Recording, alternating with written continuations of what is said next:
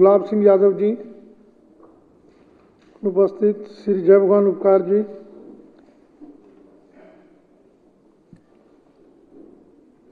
आदरणीय अध्यक्ष महोदय जी, आपने अति महत्वपूर्ण मुद्दे पर मुझे बोलने का अवसर प्रदान किया। अध्यक्ष महोदय, दिल्ली देश की राजधानी में, क्योंकि देश को आज़ाद हुए 75 वर्ष हो चुके हैं अध्यक्ष महोदय, और लगातार जैसा कि हम सभी को पता है कि 1911 में जॉर्ज पंचम ने दिल्ली को देश की राजधानी बनाने का अवसर प्रदान किया और 13 फरवरी 1931 को दिल्ली ने देश की राजधानी के रूप में काम करना शुरू किया। अध्यक्ष महोदय, तो लगातार देश के कोने कोने से इन 75 वर्षों में दिल्ली के अंदर, क्योंकि दिल्ली के 4-5 गेट हुआ करते थे अध्यक्ष महोदय, जैसे कि Delhi gate, Ajmeri gate, Kashmiri gate, Lahori gate और मोरी गेट, इसी के अंदर दिल्ली हुआ करती थी अध्यक्ष महोदय, जैसा कि हम सभी जानते हैं। लेकिन आज़ादी के इन 75 वर्षों में दिल्ली के ऊपर लगातार भार बढ़ता रहा, भीड़ बढ़ती गई, लोग आते रहे, कॉलोनियाँ बसती गई, गांव बसते गए, सेक्टर बसते गए। अध्यक्ष महोदय, मतलब दिल्ली के ऊपर इतना भार हो गया कि दिल्ली का जो विकास होना चाहिए था वो सही रूप से 75 वर्षों में नहीं हो पाया। सरकारें आती रहीं, सरकारें जाती रही, लेकिन आम आदमी का, आम लोगों का, जनता की तरफ किसी का भी झुकाव नहीं रहा, किसी ने भी जनता के लिए कोई काम अध्यक्ष महोदय नहीं किया। तो अध्यक्ष महोदय, मैं बताना चाहता हूं कि जब से आम आदमी पार्टी की सरकार दिल्ली के अंदर आई तो जनमानस के लिए लगातार दिल्ली की सरकार ने काम करना शुरू किया। अध्यक्ष महोदय, मोहल्ला क्लिनिक, पोली क्लिनिक, अस्पताल, मार्शल, स्ट्रीट लाइटें, रोड, गलियां, सीवर लाइन, पोली क्लिनिक अध्यक्ष महोदय, और जैसे बिजली और पानी को लेकर के गली गलियों के अंदर पानी की लाइनें डाली हैं अध्यक्ष महोदय। टीचरों को फिनलैंड भेजा गया, कैमरे लगाए गए, लाइटें लगाई गई, रोड, सीवर, स्ट्रीट स्कैपिंग परियोजना अध्यक्ष महोदय लाई गई दिल्ली सरकार के द्वारा। जिस प्रकार से आपने देखा कि 16 जगह पर मॉडल के रूप में अलग अलग एरियो के अंदर दिल्ली सरकार के द्वारा रोड बनाए गए, सुंदर रोड बनाए गए यूरोपियन तर्ज पर, जिससे कि दिल्ली जो है वो बहुत ही बेहतरीन लग रही है अध्यक्ष महोदय। और एक चीज़ और भी अध्यक्ष महोदय, अभी सदन में मेरे साथी कुछ दिन पहले बोल रहे थे कि दिल्ली को झीलों का शहर बनाने की कोशिश की जा रही है। बिल्कुल अध्यक्ष महोदय, पूरी दिल्ली के अंदर हमारी सरकार के द्वारा, माननीय अरविंद केजरीवाल जी के द्वारा जगह जगह जो तालाब सूखे पड़े थे, जिनके अंदर बहुत बुरा हाल था, पूरी दिल्ली के अंदर उन झीलों को रेनोवेट किया जा रहा है, नई नई झीलें बनाई जा रही हैं, नए नए तालाबों को रेनोवेट किया जा रहा है। मेरी बवाना विधानसभा के अंदर अध्यक्ष महोदय अगर मैं जाऊं तो वहां पर भी 80 एकड़ के अंदर एक लेक बनाई जा रही है, बहुत सुंदर लेक। और हम लोग यहाँ वजीराबाद से जाते हैं तो देखते हैं एक बहुत ही सुंदर लेक दिल्ली सरकार के द्वारा यहाँ पे बनाई जा रही है। और हम हर रोज व्हाट्सएप पे, टीवी पे हर रोज देखते हैं कि नई नई झीलें दिल्ली के अंदर बनाई जा रही है। अध्यक्ष महोदय, मेरे इलाके के अंदर जितने भी गांव पड़ते हैं, उन गांव के अंदर जितने भी तालाब हैं, सभी को रेनोवेट किया जा रहा है,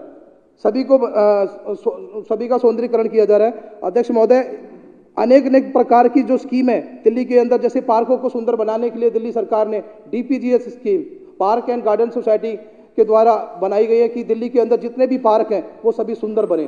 तो दिल्ली सरकार लगातार हमारे लिए काम कर रही है अध्यक्ष महोदय। मेरे गांव के अंदर या पूरी दिल्ली के अंदर जितने भी हमारे गांव हैं, उन सभी के अंदर हर प्रकार की जो समाज की जो चौपालें हैं वो बनाई जा रही है अध्यक्ष महोदय। सभी जितनी भी कॉलोनियां या सेक्टर हैं, उन सभी के अंदर सामुदायिक भवन भी बनाए जा रहे हैं अध्यक्ष महोदय। बुजुर्गों के लिए अभी जैसे कि मुख्यमंत्री तीर्थ यात्रा योजना चलाई गई अध्यक्ष महोदय, 200 यूनिट बिजली फ्री, पानी फ्री।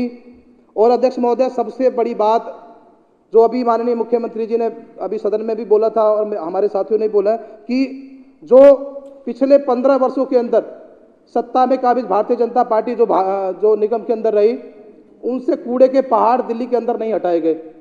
और दिल्ली सरकार ने कह दिया कि अगले 1 साल में हम लोग कूड़े के पहाड़ों को खत्म कर देंगे। तो अध्यक्ष महोदय, ये माननीय LG साहब से नहीं देखा जा रहा है। मैं अब मेन मुद्दे पर आ रहा हूं अध्यक्ष महोदय कि 26 मई 2022 को माननीय प्रधानमंत्री जी ने यहाँ पर LG साहब को डिप्यूट किया, विनय कुमार सक्सेना जी को।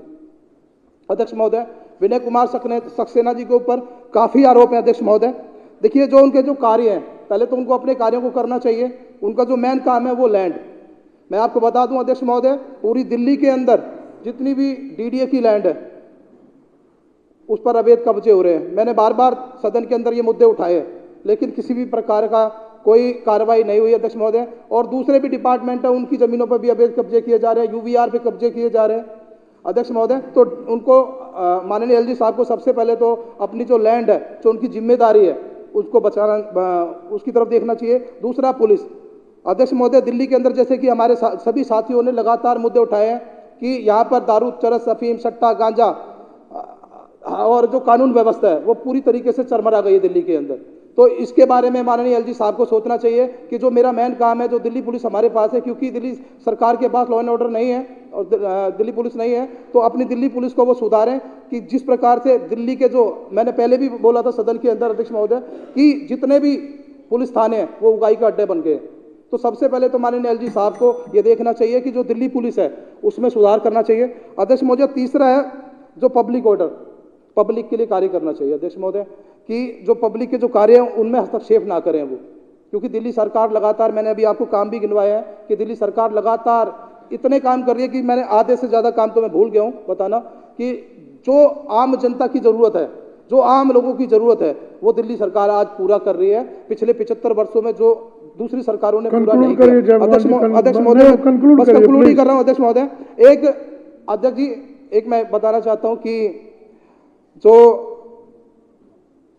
महात्मा गांधी जी का जो साबरमती आश्रम है, उसके अंदर हमारी मेधा पाटेकर जी जो सामाजिक कार्यकर्ता है, उन्होंने नर्मदा बचाओ एक आंदोलन चलाया, जिसमें हमारे जो माननीय एलजी साहब विनय कुमार सक्सेना जी, जिन्होंने एक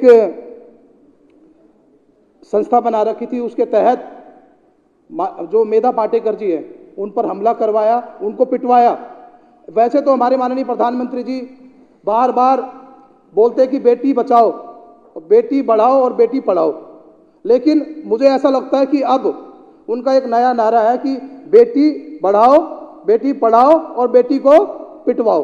क्योंकि लगातार अभी देखा आपने, सामाजिक कार्यकर्ता मेधा पाटेकर जी ने लगातार समाज के लिए कार्य किए हैं, लेकिन ऐसी बेटी को भरे जो साबरमती आश्रम के अंदर पीटा गया, ये एक बहुत ही दुखदायी प्रकरण है अध्यक्ष महोदय। बस प्लीज अब एक सेकंड में अध्यक्ष महोदय जी, 2 मिनट अध्यक्ष महोदय, भैया मुझे सबको देना है, 2 मिनट में कर रहा हूँ अध्यक्ष महोदय। 2 मिनट नहीं, आपका समय पूरा हो गया, कंक्लूड करिए प्लीज। कंक्लूड कर रहा हूँ अध्यक्ष महोदय। अध्यक्ष महोदय, जैसे कि अभी मेरी साथी बोल रही थी कि धारा 147 वो हो गया विषय उन्होंने ऊपर लगाई गई है, और नोटबंदी के दौरान भी इन्होंने काफी, खादी ग्राम उद्योग में चेयरमैन रहते हैं, इन्होंने काफी जो पैसों का फेरबदल किया है, काफी दिक्कतें की हैं, और काफी जो नोटबंदी में जो घपला किया है माननीय एलजी साहब के द्वारा किया गया। अध्यक्ष महोदय, एक चीज और भी है, एक लास्ट लग गया अध्यक्ष महोदय मेरा, नहीं प्लीज अब बैठिए, कंक्लूड करिए प्लीज। अध्यक्ष महोदय, तो मेरा निवेदन यही है कि ऐसे एलजी साहब जो जिनको माननीय प्रधानमंत्री जी ने यहाँ पर भेजा है, मैं सदन के माध्यम से ये कहना चाहता हूँ कि माननीय एलजी साहब को ऐसे कार्य नहीं करने चाहिए, क्योंकि वो लगातार उन्होंने जो कार्य किए, जैसे मेधा पाटेकर जी, खादी ग्राम उद्योग, ऐसे आदमी को एलजी बना करके भेजा है जो दिल्ली के अंदर जितने भी विकास कार्य चल रहे हैं उनको रोक रहे हैं। तो ऐसे आदमी को तुरंत प्रभाव से उनको माननीय प्रधानमंत्री जी को हटाना चाहिए। मैं इसी सदन के माध्यम से कह रहा हूँ। धन्यवाद, थैंक यू।